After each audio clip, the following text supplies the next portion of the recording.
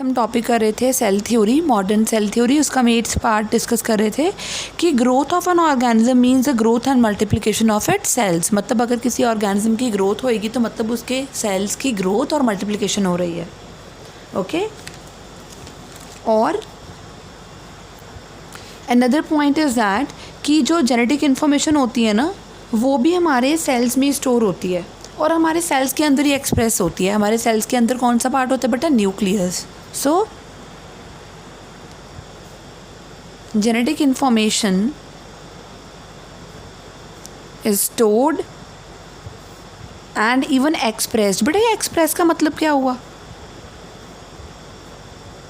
Express का मतलब होता है जैसे सेल होता है, सेल के अंदर न्यूक्लियस है, न्यूक्लियस के अंदर हमारे क्रोमोसोम्स हैं, क्रोमोसोम्स के अंदर जो जीन्स पड़ी हुई हैं वो अपना प्रोटीन बनाकर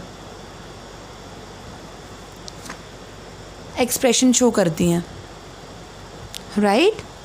सो means genetic information is stored and express inside the cells. Another point is that कि लाइफ जो है वो पास होती है from one generation to next. बेटा ये भी देखो ना, अगर हमारे पेरेंट्स के करेक्टर्स हम तक आए हैं and it is because sperm और ओवम में वोवली जीन्स प्रेजेंट थी, तो मतलब सेल की फॉर्म में ही आई ना लाइफ भी।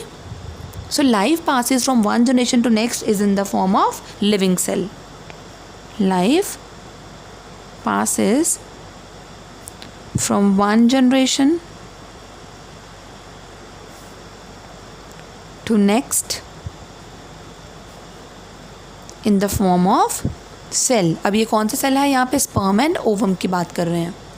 ओके, अनदर पॉइंट जो है दैट इज़ कि जो नए सेल्स होते हैं वो प्री एग्जिस्टिंग सेल से आते हैं। नए सेल सारे कहाँ से बनते हैं? पिछले सेल से, by the cell division, right?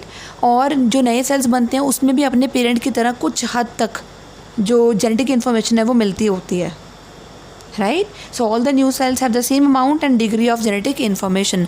जैसे नंबर ऑफ क्रोमोसोम्स ह्यूमन के अंदर 46 होते हैं, तो जो अगला इंडिविजुअल होगा ना ज़ायगोट, उसमें भी 46 होंगे। Clear? So new cells arise from the pre-existing cells. So new cells arise from the pre-existing cells. नए cells पिछले सेल से बनते हैं, ये बात क्लियर? और कैसे बनते हैं? By division. And the new sales so formed जो बने हैं have same amount and same degree of genetic information। यानी कि जो जेनेटिक इन्फॉर्मेशन हमारे पेरेंट्स के पास होएगी वही जेनेटिक इन्फॉर्मेशन हमारे पास आएगी, right? Next point that is another point जो है कि जो सारे के सारे ऑर्गेनिजम्स हैं बेटा, हम सारे ऑर्गेनिजम्स देखो, हम सारे ऑर्गेनिजम्स कहाँ से आए? हाँ, वो पहला सेल जो इस धरती पे आया था वो कैसे आया था बेटा? वो हम यहाँ पे डिस्कस नहीं करेंगे, वो +2 का टॉपिक है, वो हम यहाँ पे डिस्कस नहीं करेंगे। लेकिन मैं आपको बता दूँ, हम सारे के सारे ऑर्गेनिजम्स, जितने भी जिंदा भी हम ऑर्गेनिजम्स हैं, जितने भी प्रेजेंट डे ऑर्गेनिजम्स हैं बेटा, हम सबकी कॉमन एंसेस्टर है, राइट? क्योंकि हम सारे उस पहले सेल से इवॉल्व हुए हैं। तो हमारी जो लाइन है, हमारी लीनिएज है, वो सारी हमारी क्या है? Same. So all the present day organisms have common ancestry. That is, it means we all have evolved from the cell, from the first cell, better है यहाँ पे लिखो, from the first cell which evolved on the earth. Okay? So all the present day organisms they have common ancestry. जितने भी हम हैं, हमारा सबका कॉमन एंसेस्टर कौन है? वो एक सेल, क्लियर, जो सबसे पहले अराइज हुआ था। अनदर है हमारे पास अनदर पॉइंट कि बेटा ऐसा कोई भी एक्टिविटी नहीं होगी मैं बोलूँ कि मेरी बॉडी में है पर मेरे सेल्स में नहीं है एक्टिविटी वो. नो ऑर्गेनिज्म, नो ऑर्गन और tissue can have that activity which is absent in the cells. अब हमें पता है जो ऑर्गन्स हैं वो भी तो सेल्स की ग्रुपिंग से बने हैं. ऑब्वियसली जो ऑर्गन है वो टिश्यू की ग्रुपिंग से बना है, टिश्यू सेल्स की ग्रुपिंग से बना है. तो ये ऐसा कभी नहीं हो सकता कि जो एक्टिविटी मेरे किसी ऑर्गन में हो लेकिन मेरे सेल्स में ना हो. So no organism, organ or tissue have that activity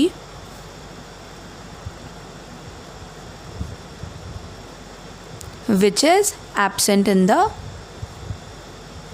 cells, right? Okay. और कि मोस्टली जो सेल्स होते हैं ना, cells are totipotent. What are totipotent cells? What is totipotency? मैं आपको बताती हूँ टोटीपोटेंट सेल्स क्या होते हैं. The ability of the cells, the ability of a single cell even to form a complete organism, उसको हम बोलते हैं टोटीपोटेंट सेल. टोटीपोटेंसी क्या है? The ability of a single cell to form complete organism.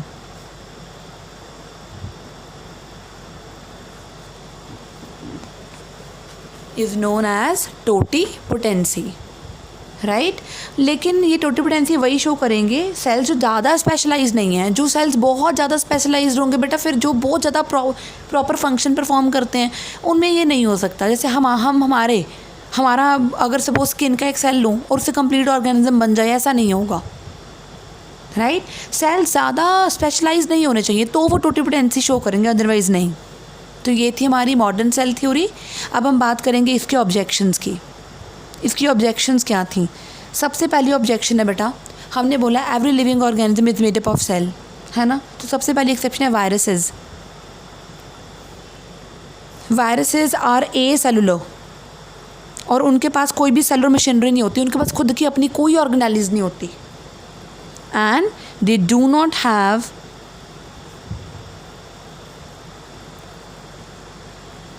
Cellular machinery. So अब ये theory तो फिर कैसे हुई? हमने बोला था कि सारे के सारे लिविंग ऑर्गेनिज्म सेल्स के बने होंगे.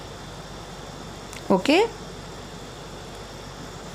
हमने ये भी कहा था हर एक सेल के पास एक न्यूक्लियस होता है और साइटोप्लाज्म होता है. लेकिन हमारे पास कुछ ऐसे ऑर्गेनिज्म भी है जिनकी बॉडी डिफ्रेंशिएट ही नहीं है, उनमें बहुत सारे न्यूक्लियस हैं.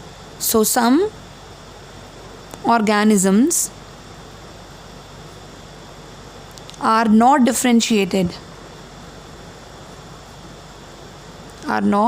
differentiated and contain numerous nuclei बेटा अगर बहुत सारे न्यूक्लियस हों अगर एक सेल में तो उसकी कंडीशन को हम बोलते होते हैं, अगर वो प्लांट का सेल है तो उसको बोलते हैं सीनोसिटिक. क्या बोलेंगे? Coenocytic. So multi nucleoid condition in case of plants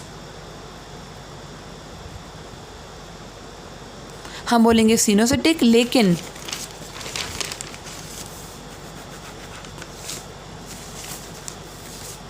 लेकिन बेटा हम बात करेंगे अगर एनिमल्स की, तो एनिमल्स में अगर मल्टी न्यूक्लियड कंडीशन हो तो क्या बोलते हैं? Syncytium, right. प्लांट्स में हो तो क्या बोल रहे थे हम? सीनोसिटिक. अगर एनिमल्स में हो तो क्या बोलते हैं बेटा? सिंसीटियम. ओके. तो ये इसकी सेकंड ऑब्जेक्शन थी, राइट. नेक्स्ट बेटा अगर देखा जाए, अगर मैं नेक्स्ट एक और ऑब्जेक्शन देखूँ तो बैक्टीरिया और साइनोबैक्टीरिया वगैरह उनके पास तो न्यूक्लियस ही नहीं होता, उनके पास न्यूक्लियोइड होता है, राइट. बैक्टीरिया एंड साइनोबैक्टीरिया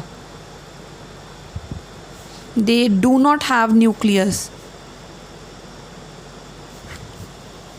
तो फिर सेल थ्योरी तो ये बोला था कि every cell is made up of किस चीज़ का बना होगा? न्यूक्लियस प्लस साइटोप्लाज्म का बना होगा, पर यहाँ पे तो है नहीं. फिर तो ये भी एक और ऑब्जेक्शन हो गई. अच्छा, आरबीसीज की बात करूँ, उनके पास कौन सा होता है? आरबीसीज के पास भी नहीं होता. और सीव ट्यूब्स, ये क्या होती हैं? सीव ट्यूब्स बेटा, ये सीव ट्यूब्स फ्लोएम का कंपोनेंट होता है, इनके पास भी न्यूक्लियस नहीं होता,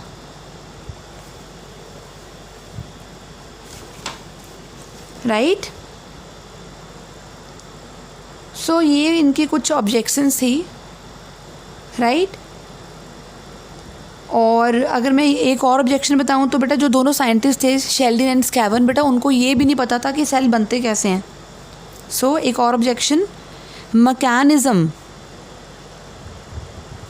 of cell formation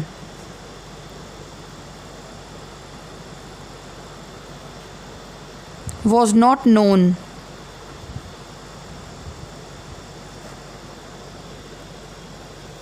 Right? So this was the objections of this theory. तो बेटा यहाँ तक ही करेंगे हम आज, राइट। इसके बाद नेक्स्ट टॉपिक हम करेंगे अपनी अगली वीडियो में।